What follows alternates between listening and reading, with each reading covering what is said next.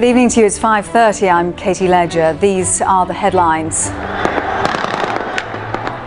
Chaos as Yasser Arafat's body is returned to the West Bank. Tony Blair meets George Bush at the White House, pledging to bring peace to the Middle East. And the assault on Fallujah, US troops stop male civilians from leaving the city.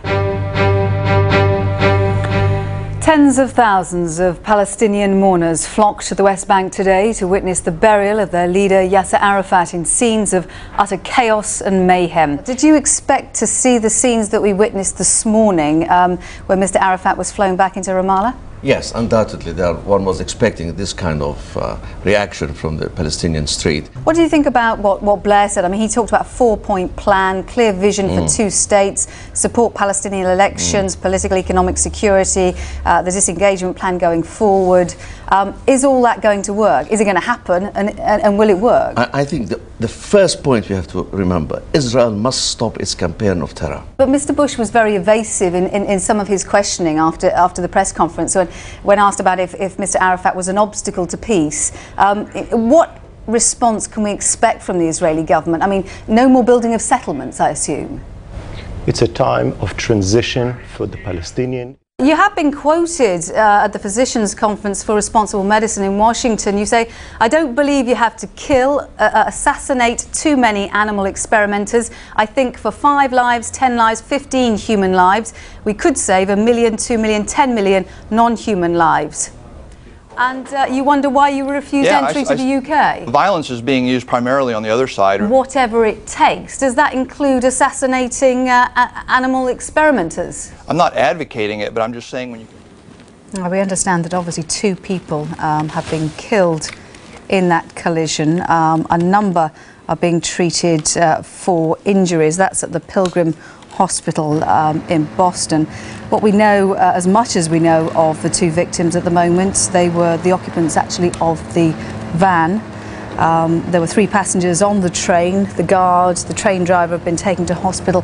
Minor injuries, obviously shock I'm sure they're suffering from, but we're told that the train driver is okay and he will be speaking to the British Transport Police as soon as he possibly can.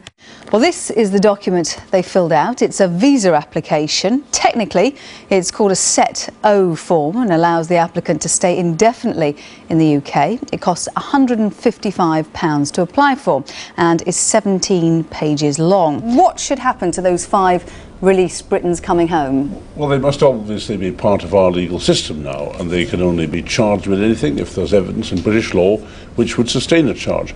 Making war on the West, and that no longer happens because of American. Okay, let's let Michael speak. Could they not have been men in the wrong place at the wrong time? No doubt there were some Germans. It's a cold night in London tonight. No doubt in 1945 there was the odd German. 5 have been released, or will be released very soon, is what we're being told, because presumably the US authorities believe that they're safe. In their words, they pose no threat. By implication, though, that means that there's 4 Britons who are out there. Presumably, by implication, they do pose a threat. Well, it's interesting because everything you say is... Matthew, why retire now? No desire to match Sir Steve's record? No desire on that front at all. Any chance you may change your mind? I mean, 2008 is somewhere away. You could have a rethink. It's not definite, is it? It's pretty definite. She apparently took 2 grams of the drug every day, washed down with triple vodkas, and there she is lying in the sand. Indeed. Now, coming up. For no obvious reason. Yes.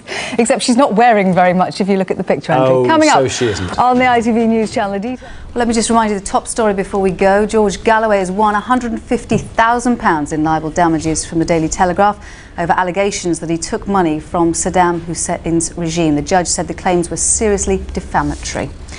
That's it from me. I'll be back with a reminder of the top stories at 1 o'clock. Don't forget Charlie States here, 5:30 and 7 from me and all the team.